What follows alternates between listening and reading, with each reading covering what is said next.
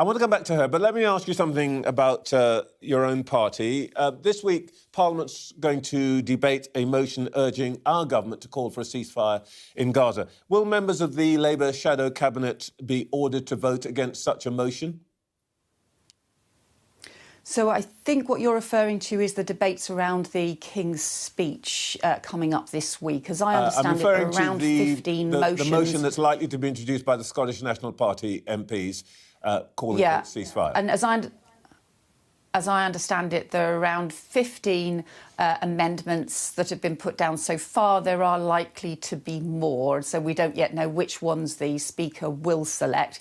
We do obviously have a process which involves the Speaker selecting the amendments, and then the Labour Party will respond to those. So I'm not going to preempt that. Yeah, but I assume that you're talking that the wider issue that you're talking about, obviously, it is awful what is happening in the Middle East at the moment. Yeah, so forgive me if I may interrupt you. 4,000 children killed in Gaza. We've got hostages who are still being held. It is very likely that a motion will be put down calling on our government to support a ceasefire. Will members of the Labour shadow cabinet be whipped, ordered to vote against such a motion?